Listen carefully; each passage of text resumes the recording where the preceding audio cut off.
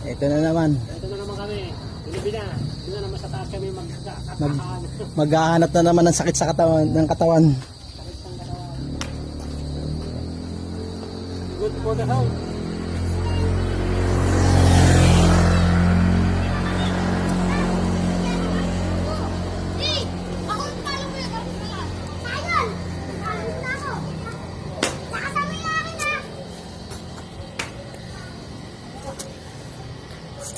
Tinuturo ko ng idutang. Sabi ko dito,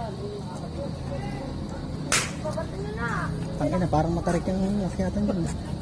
papa nga oh, tinan mo oh. Dito. Hello. Hello, ganyan lang, hanapin mo sila. Ayun na, ayan pala. Yun lang naman mo. Lapit lang, nababala ka na. Hello. Yun na yung grassland. Mukhang mababala. Ano, nababala yung grassland. Tagal.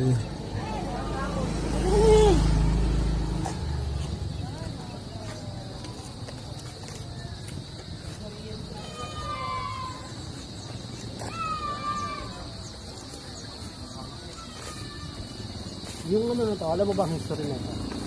Meron palang ano rito, meron pala ditong vulkan na patay na pwede maging active. Oo. Itong Mount Sembrano na to, yung paligid ko. Nasa history na ano yan. Kasi huli palang pumutok to, sa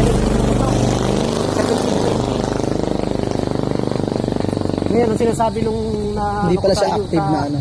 sa YouTube na ano daw, pwedeng meron pa daw dito sumisingaw yung ano yung usok na ano na parang, Nausok na yung pagsisingawan. na yun ang parang sinyalis na pwedeng mabuhay kasi nga di ba since malapit ito sa Taal nung nag-erap yung Taal, Ano yan, yung parang tawag dito, yung patay na nauuga siya na pwedeng maging active. anong tawag yan, yung fault line. Oo. Oh, video mo sila. Uy. Oh, hindi pala kayo.